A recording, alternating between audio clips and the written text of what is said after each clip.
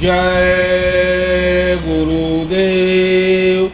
एक बार स्वामी जी महाराज ने सत्संग में सुनाते हुए कहा कि अगर आज महात्मा कसौटी पर जीवों की परख करने लगे तो बाबा जी के शब्दों में कोई एक भी ऐसा आदमी नहीं है जो सामने खड़ा हो सके।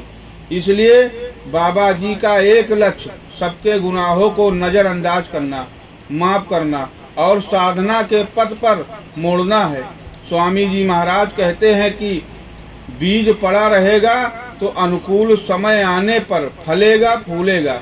इसलिए खुले मंच से वो नामदान देते हैं बिना किसी भेदभाव के। ऐसी बात नहीं है कि लोग उसको पकड़ते नहीं हैं। बहुत से लोग साधना में लग गए हैं, उनको अनुभव भी हो रहा है। इसी के साथ ऐसे भी लोग हैं जिनके पल्ले कुछ नहीं पड़ रहा है, जो वो केवल इसलिए जाकर बैठ गए कि पहुँचे हुए बाबा हैं, हमारी तकलीफ दूर हो जाएगी, बाल बच्चे होंगे, नौकरी मिल जाएगी वगैरह वगैरह। लेकिन बाबा जी सबके अंदर संस्कार के बीज तो डाल ही देते हैं। ऐसा अवसर संतों के इतिहास में देखने व पढ़ने को तो नहीं मिला है। कबीर साहब ने तो कहा जरूर है कि राम नाम की लूट है, लूट सके तो लूट। लेकिन नाम की दौलत जिस तरह से बाबा जय गुरुदेव जी लुटा रहे हैं, इस तरह से उन्होंने भी लुटाया होगा, ऐसा उनके इतिहास में नहीं मिलता। सच पूछा जाए तो महात्माओं के पास जाने का मकसद मुक्त, मोक्ष और जीव कल्याण का ही होता है।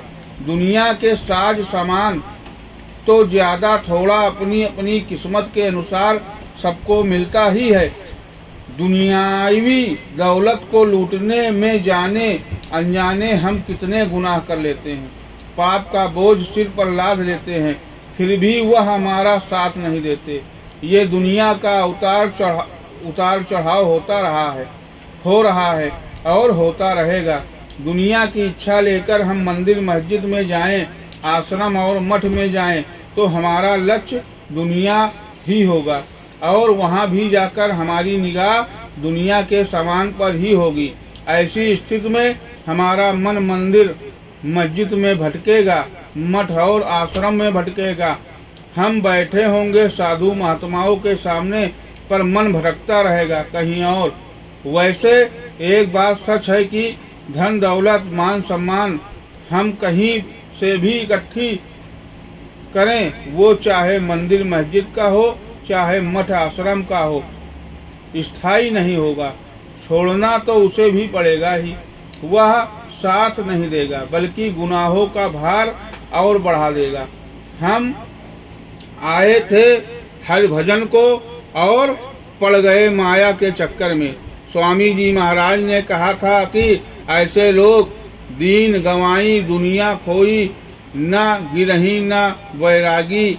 साधु महात्माओं के पास जाने का हमारा लक्ष्य केवल एक हो, प्रभु प्राप्ति का, तो हम उस पर कदम बढ़ा देंगे और महात्माओं की दया होगी, हमारी दुनिया भी ठीक चलेगी। जो गुरु अंतर का धन देकर माला माल कर सकता है, वो हमें दुनिया में भी बरकत देगा और देता है।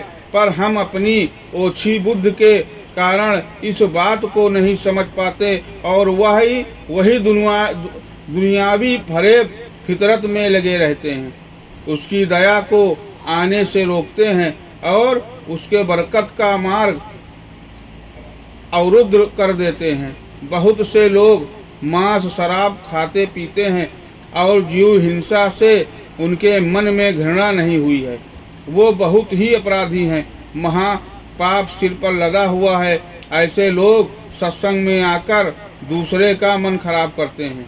सत्संगी जनों, यदि तुम्हें प्रभु को पाना है तो दुष्ट भाव वाले मनुष्यों का संग कदापि न करें। जो लोग संत के सत्संगी हैं, उनके खास नज़दीकी लोग मांस शराब खाते पीते हैं, उन्हीं के हाथ का खाना खाते हैं, उनको अपना अजीज समझते हैं। वह तुम्हारे अजीज नहीं हैं। अपनी इच्छा के वशीभूत होकर यह कर्म करते हैं और तुम्हारा लोक परलोक नष्ट किए देते हैं। वो खुद अपनी करनी का फल पावेंगे और दूसरों को भी भुगतावेंगे। ऐसे जीवों को महात्माओं ने महाज्ञानी मूढ़ वर्णन किया है। इनकी संगत का असर सदा बुरा होता है। हमें भी दुखदाई योनि में जाना पड़ेगा। साधन करने वाले साधकों को अपना साधन सुना रहा हूँ कि कोई सत्संगी अपना सुलभ परलोक का रास्ता तय करना चाहे तो मांसाहारी जीवों से लाखों कोस दूर रहे। शरीक होने वाले, अरस परस करने वाले दोनों को पाप लग जाता है। नरक नीच 84 योनि में अपना कर्म भोगना होगा। क्या मुख से ले विनती करूं, लाज लगत है मोह, तुम देखत अवगुण करूं, कैसे भाऊं तोह। यह भाव है भक्तों के। भक्त अपनी गलतियों को देखता है, पछताता है, फिर भी संभल नहीं पाता।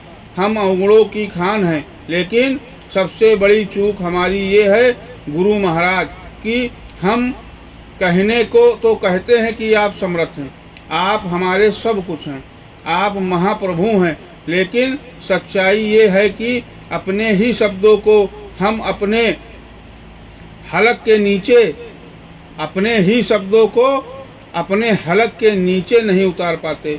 हम सत्संग सुनते हैं, आप खुले मंच से कहते हैं कि मेरी आंखों को तुम धोखा नहीं दे सकते हो। मैं सब कुछ जानता हूँ, समझता हूँ और देखता हूँ, फिर भी आपके ये शब्द हम अपने हलक के नीचे नहीं उतार पाते। यही कारण है कि हम ढुलमुल रहते हैं।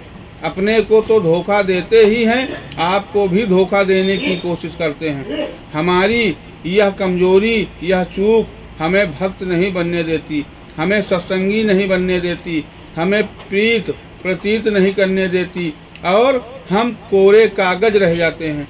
अपनी इस एक सबसे बड़ी चूक के कारण न हम सुमिरन में एकाग्र हो पाते हैं, न ध्यान भजन में एकाग्र हो पाते हैं, न आपके वचनों को याद कर पाते हैं। हमारा मन निरुकुश होकर छलांग लगाता रहता है, कुछ भी कर सकता है, कुछ भी सोच सकता है।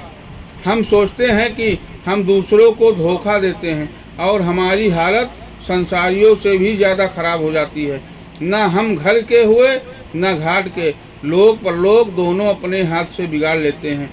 हम प्रार्थना करते हैं गुरु से, मालिक से कि हम पर दया करो, हमें संभाल लो, लेकिन ना तो हम उनकी दया समझ पाते हैं और ना ही उनकी संभाल समझ पाते हैं। इसलिए तो हम उनके आदेशों को नहीं मानते। स्वामी जी महाराज ने कहा है कि तुम भजन करो, तकलीफ के समय इसी से तुम्हारी रक्षा होगी। अगर भजन नहीं करोगे तो मैं कुछ नहीं कर सकूंगा। जय गुरुदेव।